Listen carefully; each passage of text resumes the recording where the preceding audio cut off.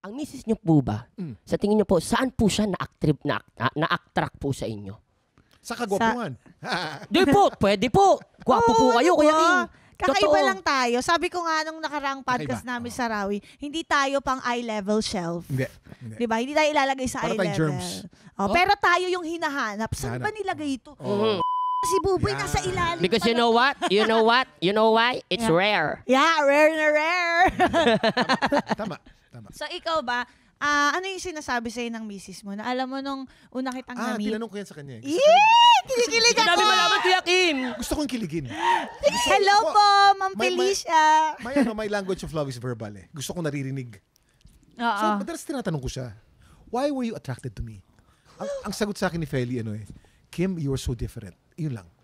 You were so different that I was just so intrigued by your being different that I liked you right away.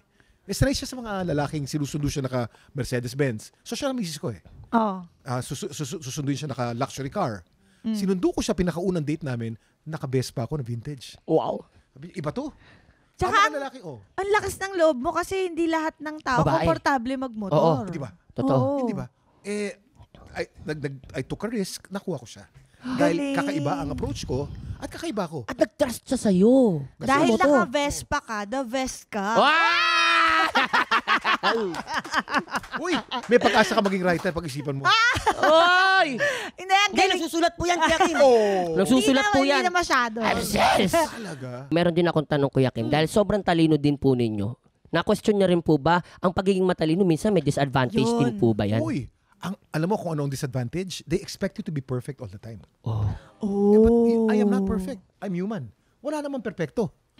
Pero pag nagkamali ako, trending. Pag di ako nagkamali, normal matalino yan eh. Pero takot nga ako sumali ng mga game show eh. Maski yung Family Feud, talagang ilang pilit sa akin ni Dong bago ako sumali dyan. Dahil natatakot ako dahil pag nagkamali ako, trending. Hindi pwede magkamali si Kuya Kim eh. Bigyan kita ng example. Nag-trending ako mga pangatlong taon ko sa showbiz. Okay po. 2007. Isang game show sa ABS-CBN ang title 1 versus 100. Kay Edu Manzano. Yeah. Kay Edu Manzano. Yeah. So, ang tapang ko pa noon. Sabi ko, lahat ng game show, pwede ako dyan. Matalino ako eh. So, sumali ako. Si Edu ang host. Ang style noon, may mga questions, multiple choice, pero may 100 na audience. At yung 100 na audience, heckler. Wala. Ginaganon ka. So, madidistract ka ngayon. Habang nakikipagtalo ka doon sa audience, bibigyan ka ng tanong, medyo malilito ka sa sagot. Ang tanong napakasimple. Ang tanong, Kuya Kim, what is the biggest fish in the world? Alam naman ng lahat yung butanding yun eh. Alam ko butanding yun eh. Dahil busy ako doon sa mga nanggagalit. at ang yabang ko, alam ko naman lahat. Ang mga answer simple. Blue whale, which is the largest living organism, the largest animal in the world. And then, butanding, o whale shark. Whale shark. Whale shark. Hindi butanding ang sinabi, whale shark. So sabi ko, shark, whale shark. Alam mo yun? Pero sa pagmamadali ko, ang sagot ko, blue whale. Is that the final answer, Kim? Kuya Kim? Final answer. Whale shark. Blue whale.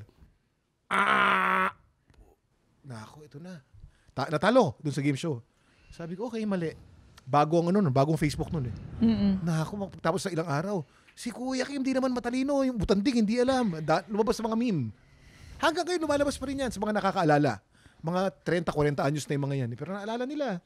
Because hindi ako pwede magkamali. Because Kuya Kim is supposed to be perfect. That is the disadvantage of becoming Kuya Kim. No. Pero Ang hindi. hirap din Kasi pala pareho maging kasing Kuya Kim. whale.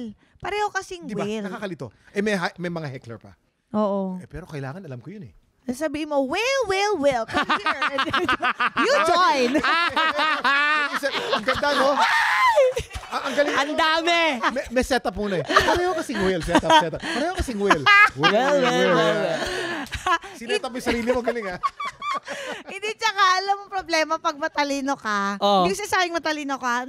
Matalino ka. Naisip ko lang, pag matalino, iniisip nila, ay, boring yan. Kasi laging mataas tingin sa sarili. Yan nga. Ganun. Or minsan nakakahiya makipag-usap din sa matalino. May intimidate. Nakaka-intimidate. Marami kasing, totoo naman to, maraming high IQ, low EQ. Marami yan.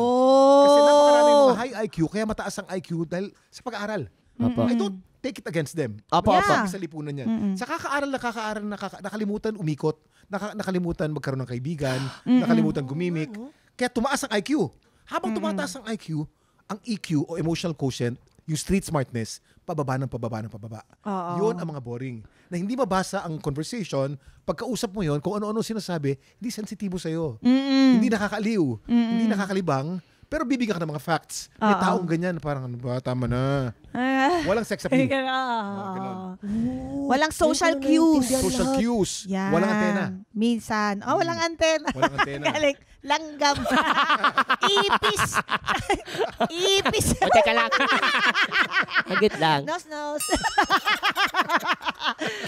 Eto naman, yung mayaman, kuya. Ayan. Di ba sige, Kuya Kim, nakakaangat-angat yan sa buhay? Ganito yan. Ang pamilya ko, nagsimula kami, very middle class kami. Pero in time, nagkaroon ng yaman ang pamilya ko na komportable. Pero hindi kami sobrang yaman. Tama lang. Tama lang. Nung napangasawa ko ang misis ko, naging mayaman ako. When I met her, she was one of the top stockbrokers during the boom years of the stock market sa Merrill Lynch. Grabe, So isa siyang finance person.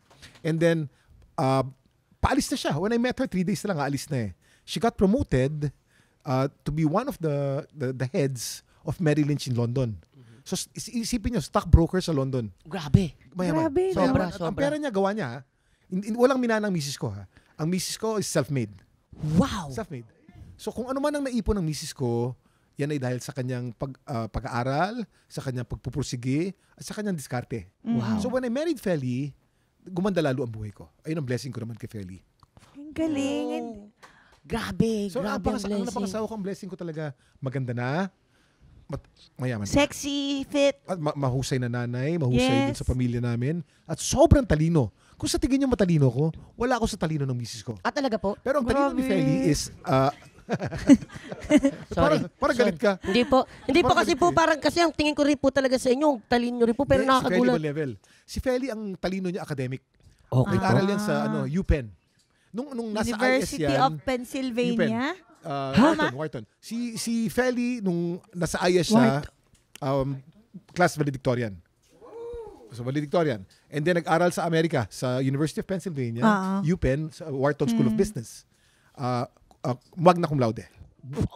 Tapos, nagtayo siya, pumasok sa stock market, nagtayo kami ng sarili namin eskwela. Because yun ang gusto niya. Dito po. Yung Chinese International School sa BGC. Oh. Kay Feli yun. Si Feli nagsimula niyan. And then, she sold the school dahil gusto niya mag-reinvent. Mahilig mag-reinvent ang misis ko eh. Nag-aral siya sa Tufts University 2 years ago ng Masters in Nutrition. So, natapos siya ng Masters. Ngayon, nag-aaral na naman siya ng bagong Masters. Gusto niya 2 Masters eh. Sa Harvard naman. Public Health. So, grabe. Patatapos na si Feli ng 1 more year, 2 Masters niya. From Tufts University in Boston, tapos Harvard. So, Super master na po siya. Mastermind siya. Mastermind na po siya. Ang galing. Master of the masters. Na ano ako, hindi ko alam ganun siya yun. katalino. At ganun siya kahilig mag-aral.